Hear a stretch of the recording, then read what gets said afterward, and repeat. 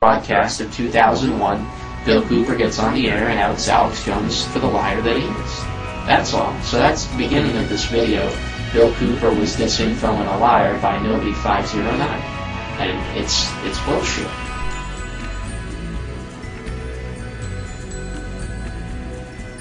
I was not cut off.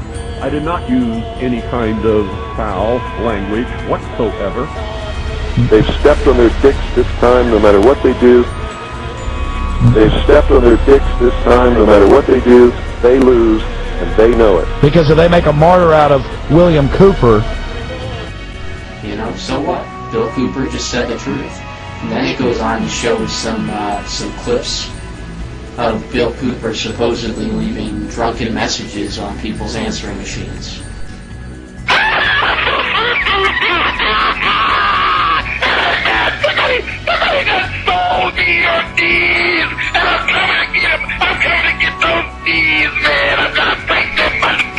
You know, there's no way that was Cooper on those answering machines or not. Now, really intoxicated, calling up Doug Dean sometime in the wee hours of the morning.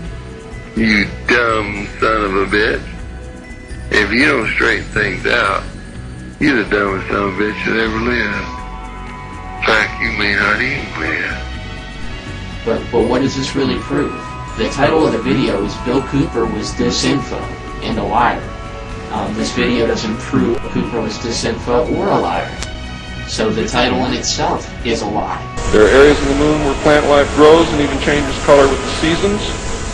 And this seasonal effect is because the moon does not, as claimed, always present the exact same side to the Earth or the Sun. There is an area that wobbles in and out of darkness on a seasonal basis, and it is near this area that the plant life grows.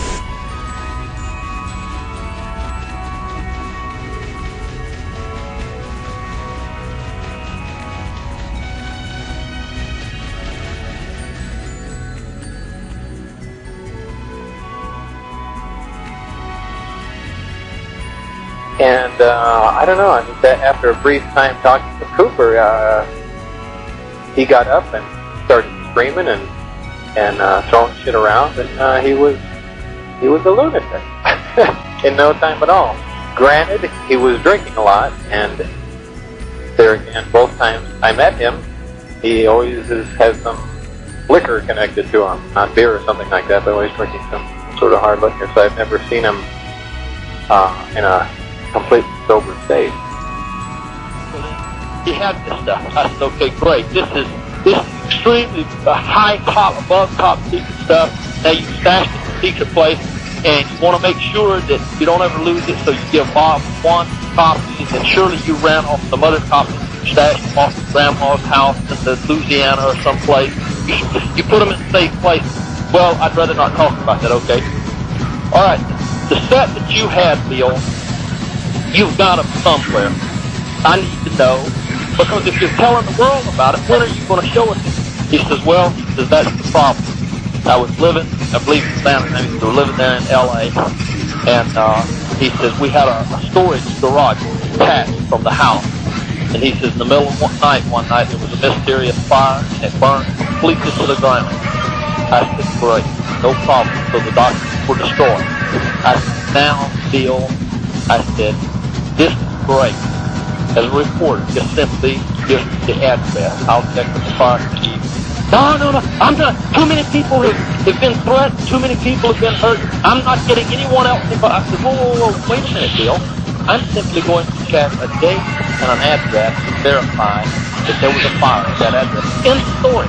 No, I don't want to. I'm not going to do it, Tony. He got...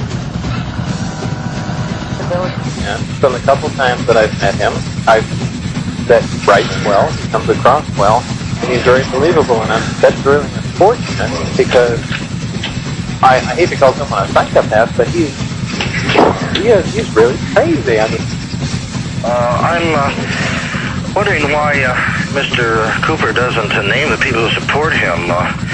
From what I've been reading lately, some of the strongholds of the leaders of the community, UFO community, including Virgil Armstrong, Jim Beebe, Bill Hamilton, Dan Dini, DeMar, Dennett, Lars Hansen, these people themselves have been putting the facts as the way they see it. It's very much against your presentation of being original and being authentic. As far as your ethics go, they don't seem to think too much of that. And I think this extends to MUFON too. People, how can you comment about that? Well, certainly, I'll be happy to comment about it. The people that you're naming, for instance, Virgil Armstrong has been affiliated with the CIA. Most of his life, he was an intelligence officer in the service. Weren't you in the intelligence in the service? I was. That's right. Oh, Julius, what? I could feel that way, too. I'll bet you will someday.